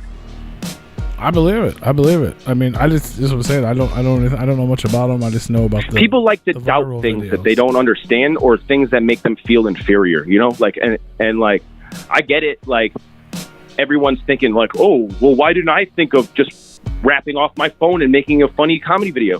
Because you didn't think of it, motherfucker. That's the bottom line. You didn't think of it, and someone else thought about it, and they fucking nailed it, and now you're mad? Come on, man. Like right now, me and you are doing an interview, right? But like after this, are you gonna try to discover other human beings to hate on their fucking ideas? No. Like after this, like are you gonna like purposely sit down somewhere and search for new things to hate? No, but people do that shit. People fucking do that, bro. Like that's sick. That's sick. And like I don't want to be a jerk to those kind of people because like, dude, that's like trauma response. Like these are hurt people, right? And these aren't people that are well in their mind or in their life at all. Like, bro, like honestly, like they're the numbers when they talk about like statistics. You know what I mean? We're like, oh, this year several thousand people died from this. Several thousand people died from suicide. Several thousand people. Those are the motherfuckers dying. The numbers. Those are the numbers. They're all compiled of people that are that. You know? Like, that's honestly what I feel like. That's where those statistics come from. Those kind of people. It just sucks that they're louder than the positive people. Yeah. I think that, like, the world is just so negative sometimes that, like, it's just easier to see it, man. Like, but, like, I got these different fucking glasses on right now, and I'm only trying to, like, and I'm not perfect. I get distracted. We all know I've been distracted recently, but, like, I'm trying so damn hard to focus on positivity because even when you do that, you're helping the people that are being negative, bro, because, like, hopefully one day they'll catch on that their shit ain't working, you know, like being positive is the only thing that wins. I get that you might wholeheartedly. You might win for a couple hours in your head when you're being negative or you're being, you know, evil, but like, bro, trust me, in the end, you don't win. I mean, I get that wholeheartedly. That's why I quit the social medias. Like, I don't go. I got rid of Facebook, got rid of Instagram. I got rid of Snapchat. I don't do none of that anymore. Because I only do it for my business, and like when I ran for mayor, I came up with this system of my social media. It's like I call it the rule of pi. I only post things that are positive, informative, or entertaining. Anything else, I don't do. And I broke my own rule recently and fucking had some shit go down on the Facebooks, but like, you know, like I want to say 95% of my time spent on the internet since I ran for mayor in 2011 has followed those rules. Yeah, I used to just only post the best of memes, and I never really posted anything else on there. But you still see everybody else's shit. Yeah. Oh, for sure. Yeah, and it's like I got tired of seeing that day in and day out. I'm like, I don't want to fucking see this. Like, why am I going on here when everybody sits there and talks shit about Facebook, but yet they can't stop going on there? Well, they're addicted. Yeah, they're addicted to it, and like they're just, man, like some people, they don't even know, like they're just lonely and they don't even know how to reach out to a motherfucker without starting a fight. You know what I mean? Like I used to date this girl who, like, if we would stop talking for a while, she would just start a fight just to open up a dialogue. You know what I mean? And that's kind of like what motherfuckers are doing in that. This is like starting this fight because they think that coming out and, you know, talking like a human being is somehow like weak or something, you know, like you have to dominate a person or you have to fucking throw someone down. Like, that's just fucking like so childish.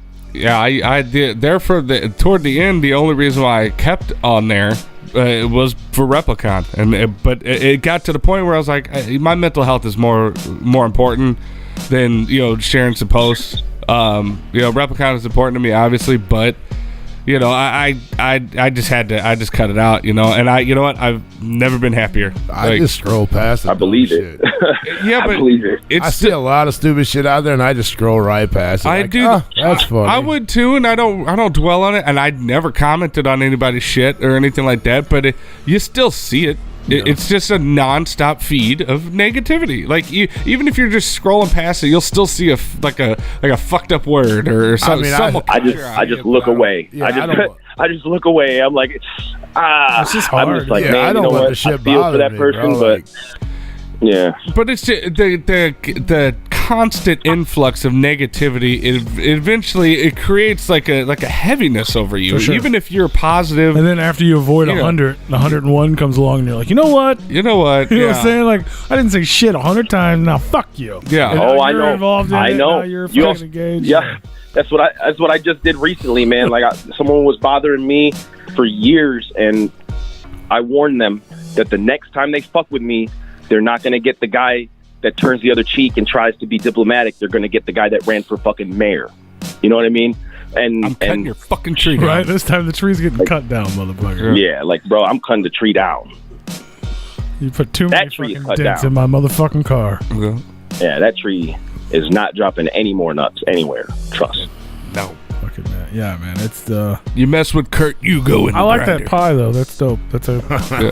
Positive, informative, entertaining, y'all. That's a If good y'all one. stick to that, you'll never make anyone mad. I feel like you should, promise. That is a if we still fucking had lie. classrooms in America, People we will should hang find that in anything to be mad about. there. That's like that should be hung in schools. Well, no, and there'll shit. always be someone that will be mad at you. There will never be a perfect, absolute, Oh, for sure. you know, but for the most part, you'll get along with everyone better. Positive, informative, entertaining. They're getting. Some of them are getting like I try not to engage with anyone that I don't actually know. Yeah. Especially when it comes to like Replicon shit. You know what I mean? Yeah. I don't ever fucking reply to people's fucking comments. Oh, I don't like either. a thumbs up or something. Yeah. But this fucking. But sometimes they get tricky, man. I literally engage with some. I don't know who the fuck they are. They're probably gonna enjoy this because I'm sure they listen to every show. I commented on someone else's video. I think it was like a twisted interview. I was like, Replicon is watching or something. You know what I mean? And they asked me a legit question about something. I don't remember what it was. And I answered the question. It was like, it didn't seem mean at all. And I was like, oh yeah, blah, blah, blah. I don't remember what the fuck it was anymore because then it just turned into, oh, well then you should tell them to fucking do this. And like, he just started going off on some shit. And I'm like, what the fuck, bro? And I'm like, dude, I was trying to be fucking nice to you. Like, I don't reply to anyone. I was just answering your question, like trying to be civil. And you're going to go, it was some like twisted. I find that hard to It was some believe. sort of You like being twisted civil? talk shit fucking ICP comment to me. I'm like, I don't have fucking any involvement in their goddamn career, first of all, but why the fuck, like, you just, like, go away. Like, I literally, like, you're fucking sad, bro. Like, go somewhere. Like, leave me the fuck alone. Like, I really doubt you were civil. I don't talk. I'm civil because I don't talk. I don't respond. So I don't have to, I'm nothing. Yeah. Just, you know what I'm saying? Like, I was being nice to replying to just a generic ass comment that was directed at me, which I guess I just shouldn't have done. But whatever. Fuck people. Yep. I love people. In a positive I way. love people. Even there's fucking bad people. I still love them. Fuck people in a positive way. Nah. But You gotta have people, bro. People need people. That's true. Somebody's got to deliver the food. That's true. We all Someone's gotta need deliver. somebody That's what I do. to lean on. So yeah, man, Warak, that's huge. Like that's not even like underground news. It's like the whole It's fucking huge. world. Yeah, Everybody it's, knows who. it's Like crazy, man. Like anyone on it's social media has watched the Warak video. I don't know. That's crazy. Like you were talking about it. I'm just like, I'm not on social media. I don't know. You've never that. seen the fucking videos with the dudes rapping at their phones and they're like, it's like ridiculous as hell. Oh, so horrible. And then one dude, like, all of a sudden, a dude comes, they knock the door down, and one dude jumps out, and he starts rapping. I don't think The next so. thing you know, some dude jumps out of the bush. If it's Like, been anything in the last 6 months, it's horrible, then but no. it's entertaining, bro. Like I will sit there and watch. Like I'll see it, and I'll be like, all right, fuck it, There's let's at check least, like, this one 10 out. of them, right? Yeah, at least 10 of them. But yeah, you come across it, dude. And you're like, you watch one, you're like, what the fuck did I just watch? And then you see another It's one, so and you're funny. like, all right, I gotta hear this one now. And then you come across another one, you're like, these motherfuckers, I swear to God, and they're then everywhere. and then you go, holy shit, I love Warak. right, Yeah, like, this shit's hilarious. And then you evolve into the next you. When you open up that and you fucking drop all this is horrible, this is are they real, or this, when you drop all that and then you just say, I love Warak, right, like that's when you truly made it. yeah, because you can like You're a tiger on a bridge, bro. yeah, I'm to the point now that where I cannot wait for their next one to drop. Like I want to see this shit. Like I'm entertained at this point. I like this shit. It's funny to me and it's entertaining to me. And these guys did exactly. I fell into their trap. They did exactly what they wanted to do. Hell yeah. You know what I mean? I fell as, into their as trap. did the world, man. I mean, like to me, they're the best thing to happen in 2020. There's nothing better that happened this year than that. You know, and honestly, just watching that, I mean, just it makes you feel better. You're like, oh, look, these guys are actually like, Puts a smile. They're having Yeah. fun, man. Like, bro, like you Exactly. remember what fun felt like, bro? Like I know we're getting older and shit, but bro, do you remember Right. joy, real, true joy? Right. Like, bro, it's like it's so foreign to us old folk these days because we're just so goddamn broken. But like Right. these kids, man, they fucking have this exuberance. You know, like it's just real, bro. Like before I even knew them, man, that Tiger on a Bridge video came out. It wasn't even a song. It was just the guys talking about how life is a 172-foot bridge or whatever, and there's things on the beginning and the end, and in the middle there's tigers and there's opticals. And then they're like, we are the opticals. Like, we are tigers on a bridge. We are the opticals. Like, I watched that video, bro. I was having a rough day that day, to be honest with you. I was feeling a little down, right? yeah, I swear to God, I'm not just making this up because I'm trying to sell you the idea that they're great. And I saw that fucking video, and this is before I even opened dialogue with them. This might even be the reason why I opened dialogue with them. Was I saw that, and I was just like, bro, I am the opticals. I'm a fucking tiger on a fucking bridge. right. That's what the fuck I fucking am. I'm the fucking opticals, bitch. right. And bro, it just made me fucking stand up straighter and fucking believe a little more, bro. And I'm like, bro, this is the kind of feeling that I want everyone to have, man. So like, I want to fucking try to help propel that to more people in any way that I can. That's the shit. Oh, absolutely. Like it's like the first one, you're like, oh my God, like I said, this is ridiculous. But then you watch another, you like watch a couple more, you're like, dude, this is actually fucking dope. These kids, like, they might not have the talent, but they're out there trying to have fun. And they, like you said, with the whole joy, like being a kid and having that joy again. That's what these guys are out there doing. Like, they don't even care. They're just like, we're having fun, so fuck it, we're gonna do this. And Their music is awesome. phenomenal. Man. Like their actual recorded songs that they have putting out, they're really showing the other side of what they are with their flows and their deliveries and like things they're saying. Like on the actual music they put out, like "Welcome to the Rack" is one of them. 0900 is another one of my favorites that they just put out. and like we got a cipher with Lethal Records and Warak and Gordy from like everyone that was like on the show with me. Yeah. We all did something together, and we're gonna debut it, right? Well, we are. Absolutely. We have. You guys are gonna debut this. No one's heard this. World motherfucking premiere. But make sure you tell them guys to keep coming out with them Facebook videos, because I love them. I ain't telling them anything, bro. They tell me all things all the time. The Hammer Kid is terrified. Don't go out there, hey, kids. Don't go out there and start getting all serious now that you got a record deal with Fury. Yeah, right. Okay. No, we still need the Facebook videos. Well, they just dropped one yesterday, man. They just dropped one yesterday. It's already at, I think, 100,000 plays. Awesome. In one day. We need to get Warak to collab with the guys who dance to the new song every day or whatever. You ever what? Oh, yeah. No, I know what you're talking about.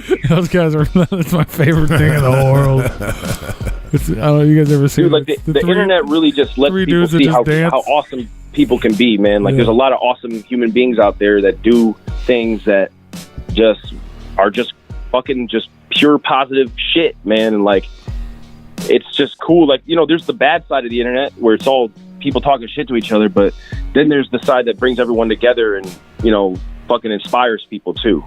Absolutely. Well, hopefully we're all moving to that side of the internet, or at least trying.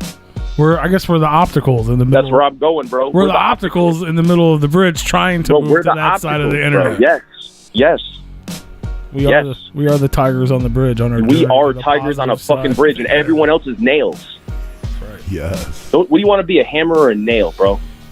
You want to be the hammer. Always be the hammer. Depends on the situation, I guess. What are you into? You start to sound like a nail, bro. I'm just saying. I'm just being honest. I'm just speaking to the world. I'm just a grocery bag floating in the wind. That's like the most beautiful thing, right? Yeah. Grocery bag floating in the wind. That's dope. So Warak officially working on some sort of project for Lethal Records with my man. Yes, Fury, sir. Right? That's huge. That's world 2021, sir. News. And we have a debut song tonight with Warak, Gordy, Gang of Thrones. Gang of Thrones, sir. That's me. It's Lethal Records. It's Johnny Bombs, Travesty, Fury, Trilogy, Warak, Zay the God, King Gordy. So you're on this track. I am. It's my first rapping. I'm saying words to rap them. You know what I mean? Just wrap them around. Like other rappers do, bro. They fucking say things, you know, and then you're just like, yeah. So this is the first bit of Fury in the last 5 years. When did Lars come out? Because that was my verse of 2017. So 3 years. You had the verse. And then before that, I was on the Gorilla Voltage thing. But other than that, you pop it in. I really haven't done anything. So with the he's watching it right now. He's watching the Warak video right now. I love this shit, dude. So with Lethal Records back and in full effect, a brand new song artist. Yes, we're brand new, man. It's a brand new roster. We're gonna try to do shows. We're gonna try to do more shows. Or, you know, we're all patiently waiting, watching the world heal from all this crap, and you know, like when that happens, shows is gonna come back full force with what we do. But right now, we're gonna work on releasing a lot of music. Like all of us, it's gonna start off probably with my album that I have finished. I'm probably gonna drop that first, and then because that's done. So then after that, we're gonna do a group project that's kind of more of the D12 kind of style, where it's all of us members all together sharing styles and all picking different beats for each other and really mixing it up, that kind of thing. Yeah. That's what we kind of want to do. Just like a posse fucking album. But then there's the Warak album, Trilogy, and King Gordy got an album called Foster Kids that we're going to put out in early 2021. Travesty is going to have a debut. Zay the God's going to have a record. And we're all going to put out a lot of damn music like we used to, bro. But except this time there ain't going to be no leased beats or stolen beats, or like we're gonna do this thing professionally, and we have a real fucking crazy talented team behind us from the UK that's been producing all of my stuff, and he actually produced this Warak song that we're gonna debut. And like it's, all the pieces are there for me to do what I want and feel like I'm doing something that I want to do. You know what I mean? So like we're coming out real big, and like I said, like we're 16 in a day, bro. Like we're 16 in a day. Terrible.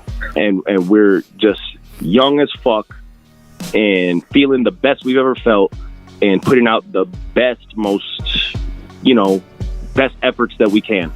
Fuck yeah, man. And staying fucking positive the whole time. Staying positive, bro. Like, I gotta keep positive all the time, bro, because negativity will just end everything that you got going for you. So you have to, no matter what, even when all kinds of crazy shit and people attack you and people say this and that, and you just gotta stay positive, bro. I mean, look at Warak. How many people have said horrible things to them, and they just keep smiling and doing their thing, and it's working. Like the second you start listening to that crap, man, you're allowing that to affect you. So, you just gotta stay positive, bro. Like, there's no option. Like, it's hard sometimes, really fucking hard. Trust me, it's fucking super hard. Yeah. But you have to. You don't have an option. The other option is to fail. I agree. It's definitely hard. Being negative is super easy. So, just gotta think about it. Fuck yeah. But I'm pumped, man. Lethal Records is back. First Fury record in a long, long time. Warak, all the other dope fucking new artists you're talking about. Like, you guys are gonna be forced to be reckoned with in the upcoming time, man. I'm pumped, man. We need it. As much music as we got, we still need more. So we still need more. 100%, man. Just keep it coming, keep it doing. I'm glad to see another contender stepping up to the mat, if you will. Dude, yeah, it feels like I am, man. Like, honestly, like I feel like Lethal Records is gonna be something special. Like, it already is something special. It's like super fucking awesome. Like, and a lot of really great people support us. But like, I think that we're on to some shit that, like, we're gonna have a wide awakening of people that are all very similar to us, because I feel like it's just our time now, man. It's like, there is no better landscape for what we do than the world at its current state right now. We need some motherfucking tigers. Tigers on a fucking bridge, baby. Hell yeah, man. So that's a whole lot of shit coming out, a whole lot of things for people to keep up with. If people are listening, they're like, oh shit, I can't wait for that. And then next month they're like, oh shit, what the fuck was that? How do they keep in touch with what's going on in the world of Lethal Records and Fury and Warak and all these other artists? Is there a place where they can make sure they get all the news all the time, obviously besides Replicon Radio? I mean, you go to Replicon and see what's up. That's just first and foremost. And then Friday, you go ask Dr. Dre how I'm doing, and then Dre will tell you. But yeah, my social media, I'm Fury860 on everything. LethalWeekend.com, LEATHAL is that's our website for all our shows. And honestly, I got to get better at doing the whole we are all here type deal. You know what I mean? Like this, we're actually doing that right now. We're making new websites. We just did a photo shoot yesterday with all the artists. So we're building all of that like right now. Dope. So there's tons of things to come. We're over here cutting ribbons for the concrete breaking, essentially. We haven't. You're just now starting to build the thing, so we don't have all the offices open just yet, but it's all coming soon. Yeah. But it's gonna be a goddamn high rise when it's finished, motherfuckers. It's gonna be dope. So follow Fury and check out Lethal Weekend. I'm sure LethalWeekend.com will update you for all the happenings in the world of Lethal. Right now, it's still on the horror show stuff, but we are going to hopefully make another announcement for something before the end of 2020. But with the way that the things are looking, with I know Michigan just shut down like 2 days ago. They just announced another lockdown. Yeah. So but I know that's Michigan, but I'm waiting to see what other states. At least in our city, they're doing it in our city. I think they'll probably shut us down again. Like we'll probably all be locked down again this winter for the early part of 2021. I feel like they're just gonna fuck with us again.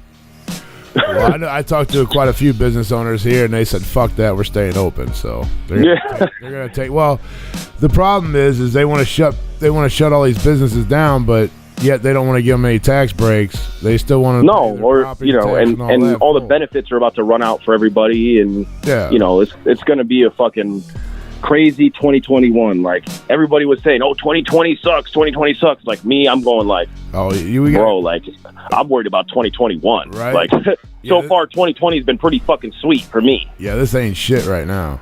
Yeah, I was seeing everyone going wild at the beginning of all this shit. Like I just learned, like, okay, like I don't want that person near me when the apocalypse happens. I don't want that person near me when the apocalypse happens. I just want to get this person's trying to saw my head off over toilet paper. Like fucking okay. So like, yeah, you're all fired. Right. Fucking madness.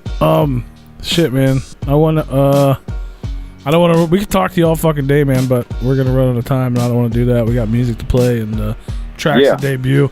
I do have at least one more question for you, but first I wanted to talk about, so with all this stuff we talked about tonight and all the things happening and new records and the labels back and festivals hopefully are going to happen and all this shit going on, you've also found the time to fucking start a goddamn acting career. Oh my gosh. Yeah. Yep. So I was out in Canada, where you were mentioning earlier, for the 14-day quarantine, because I had to go film part for this movie project, this movie called Tales from the Dead Zone. And we filmed that in Edmonton, Alberta, Canada. And man, like, shit, if you're almost out of time, you don't want to fucking go down that road. I just wanted to touch on it at least a little bit. So it's a big deal. So you have a role in this movie, and I got a pretty fucking big role. Like it's like I'm in the whole movie, and I don't want to say too much about like the things that are going on in the movie, but like I'm a bad motherfucker. But it's got fucking Corey Feldman in it. Corey fucking Feldman. Corey Feldman. Yes, sir. I love him, man. Corey Feldman, dude. Yes, sir. Love Corey Feldman. So that's why I had to bring it up, not to promote your movie, because you got to hang out with Corey. Because you love Corey Feldman. I love Corey Feldman as well. He was friends with Michael Jackson. Of course. You saw Dr. Dre. He kills Jason. He's the reason why Jason's a zombie. That's true. He's fucking bad. So he fucking legit. He's the one that kills Jason out of all the motherfuckers. Part 4, he hacks him to fucking hamburger meat. And fucking, that's it. Now he's a zombie for the rest of the legacy. And now you made a movie with him. And now I made a movie with him. And yes, sir. And now you're my friend. And now we're friends. Yep. So we'll have a group call with Dr. Dre, Corey Feldman. Well, there's another actor in there too. There is. There is. There's some guy. There's other some guy. Man. Bret Hart. Are you guys big fans? You big Bret fans? the Hitman Hart? Do you love him? Not really. Do you love him? I don't really care for him or his acting skills or... No? I don't know. Nah, not really. Was he a hitman? No. That's good. No. Barely a man. So you have a major role in this movie. It's called Tales from the Dead Zone. When can we expect... When is this? Is this going to be? When can we review it? Yeah, we should. I have no idea. I they don't tell me that kind of thing. Tell them it's a screener. So, but I want to say next year, like by the mid-year part, I would say that's my estimate. I don't have a release date. I don't know anything. I just coming soon. Just did the thing. Dope. Do you know who's putting it out? I do not. Is it a Lionsgate movie? No, I don't think so. Damn it. We don't know who will pick it up as a co-production. Like you don't know. I got you. Okay, they're still.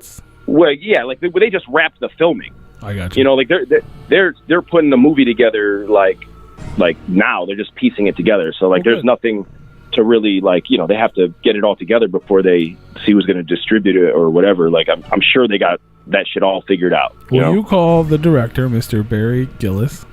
Barry Gillis, yes, sir. And you great guy. Explain to him that Lionsgate is a wonderful movie house. They like to put out great independent movies, and they have a working relationship with Replicon Radio, and they send them screeners, and we get to review movies here on our show on our channel and talk to some of the actors and directors for the movie, and we would love to review his movie and talk to him as well.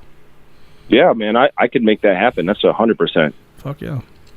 We got a new one coming soon at the end of the month. We sure do. Spoiler alert. Oh shit. But yeah, so that's dope. So actor extraordinaire, Corey Feldman's best friend. That was my first time. Like, I mean, I did other acting jobs. Like, I was in The First Purge and I was in Ghostbusters 2016, but there was no lines. It was just me. It was just a background actor. Did you play one of the chicks? I'm just fucking. Yes. Yes. Yes. The answer is yes. All of them. We really could talk all day, man. But right. we had a conversation when we first started talking about doing this about Ghostbusters and yeah, the greatest movie of all time. Ghostbusters. Yes, you're battle for how it's the greatest movie of all time. This is the female. The one with Bill Murray. Is that the one you're talking about? Yeah, when he falls out the window. Yeah, exactly. With all the female Ghostbusters. Yeah, the greatest movie of all time. And that has Bill Murray. And Thor's dance recital. And Bill Murray's in it, yeah. Bill Murray's Dan Aykroyd's in there, yeah. Dan Aykroyd drives a cab. It is the Ghostbusters with all of them in it, yes. Well, no, not all of them. No, well, all but one or two. They have a statue of Harold Ramis. Yep. It was like he was there. Thor had a whole dance recital. It was amazing. That was the greatest movie of all time. You should have seen the box office numbers; they were tremendous. Was Sigourney Weaver in there? Everybody, I honestly didn't. In all seriousness, she was there at the end. Yeah, she did a cameo at the end of the movie. Sigourney Weaver. See, they were all in it. They were all there. Seriously, I enjoyed the movie. I didn't enjoy it. You did? As much as the original Ghostbusters, but just as a movie on its own. Wait, what are you talking about? Original Ghostbusters? What do you mean? Like Ghostbusters 1 and 2. It was the original in 2016. Yeah, the original. You're talking about the original 2016 Ghostbusters, right? The original's from like 1986 or whatever. Whenever it came out. I don't know about an old thing that people might have watched. They didn't even make movies back in 1986. Those were insanely fantastic movies, and there's getting ready to be a third one of that, which looks incredible as well. And they got the label. I think that's a crime that they're making another one. Yeah, I mean, it should have been the end all be all. Like, how are they really just gonna butcher this franchise? Like, ruin my childhood with this fucking Ghostbusters Afterlife bullshit? Gonna fucking just destroy my fucking childhood? Really? Like, fuck me and all the fucking childhood that I had loving Ghostbusters 2016. Have you seen the trailer? Fuck me. They changed the name, right? It's not. They had to add what is it to the call or something like that on the call. Answer the call. No, that was like a. That was like a. It wasn't really like a. They don't want to. That wasn't really people. An official part of the. It was Ghostbusters, bro. There's nothing. Yeah, but then everyone was like, "Wait a minute, we don't. These aren't our Ghostbusters." So they're like, "It's Ghostbusters." Well, you know what? Ghostbusters Afterlife is not my Ghostbusters. Right. I agree. Okay? Not my Ghostbusters. But you have a scene in the Ghostbusters Answer the Call. I have a scene in Ghostbusters. Yes. Where is it? I want to rewatch the movie just so I can see. I'm in the concert scene a couple times, and then like when the Ghostbusters, fucking Holtzman and were you next fucking, I'm not going to pretend that I fucking know the fucking names of the female Ghostbusters, but all of them. You know what I'm saying? Mm-hmm. Yeah, like when they all come out the front of the theater and the news cameras are on them and they're like, "We're the Ghostbusters!" Like I'm like right behind them. That's dope. I'm actually right next to the dude that plays Stewart, fucking Michael's. The fuck's his name? Look what I can do. Look what I can do. Yeah, that guy. Like, yeah, they called me into the because what they do is like they herd all the extras together and they just pick you, like just pluck you, just like you and you just come this way and then you just go there and have no idea what you're going to be doing until you're standing next to Stewart and they're like, okay, walk this way when he goes this way, and I'm just like, really, walk with Stewart? Okay, I'll do that. Look what I can do. Look what I can do. No. That's awesome. Fuck yeah, man. Stop it! All kinds of fucking big shit going down. You guys didn't even know. Fury's just hanging out in the background of movies and shit this whole time. We're talking to a superstar. Bro, I started the fucking Purge, bro. Like, I'm in the first Purge, which is a prequel to the Purge. And, like, the first Purge, I'm standing in line, very early in line, by the way, to fucking sign up to be in the Purge. And fucking, I motherfucking started the Purge, motherfucker. Damn. There would be no Purge if I didn't participate. I don't know if that's a good thing or a bad thing. It's Kind of great. fucked up, Fury. I'm sorry. A lot of people died. A lot of people died. I mean, I guess the name's fitting. Well, now there's plenty of Why ghosts. wouldn't a guy named Fury? Well, now there's plenty of ghosts for all the Ghostbusters. You know, the original. Right. See how it's like it's like an extended universe. Like Yeah. I'm like He's like Leonardo it's like the DiCaprio. Fury- all of his movies are it's going to the make Fury sense. extended universe. Like Yeah. every film that I'm in is connected. Yeah. It's all the same character. Yeah. Yep. That's mad. Like even when I was on Jerry Springer, it was just an extension of my character from All of his Ghostbusters. characters are going to be connected as the man in the back. Yep. The man in the back. Damn. He was there when it all started. Well, that's the shit. Everyone, make sure you guys go out and rewatch the Ghostbusters. Answer the call. And Bro, in the first Purge, which is on Netflix in Canada. in the first Purge. Which I went to Canada and I get there and like I go to the producer's house and they turn on the TV and the first Purge is on. I'm like, oh, I'm in this. They're like, fuck you, you're not. I'm like, yeah, I am. Go look right here. Yeah. Look at the credits. I have a credit. What scene? No, I'm not credited. I'm not credited at all. What scene? Hell no. What scene are you in the? I'm Purge? credited in a damn movie as an extra. He just said he was at the front of the line. Yeah. Sign Yeah, I'm the No, line. I thought that was like him the getting trailers. the part to be in the movie. No, like literally signing up to be a part of it. Oh, okay. Yeah, like signing up to be in it, and then when there's like a lady protesting, standing on top of a car, talking about like this is just a ploy to get everyone killed or whatever.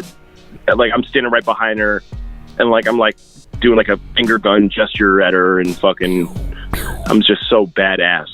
You know what I mean? Like just such a fucking badass finger gun guy. You know? Nailed it. Amen. I fucking nailed it. No, the director actually was like, "Hey, you do that again." Like, fuck yeah. Got you. I got you. Badass laying in a trunk. Fuck yeah. Yeah. Hell yeah. Shit. A fun time. We're absolutely going to run out of time, so we're going to play some music. I got to ask you one more question because we asked all of our guests the same shit, and I'm not going to let you go without it. All right, let's hear it. Essentially, man, you got Wait. Put your thinking cap on. You're gonna need it.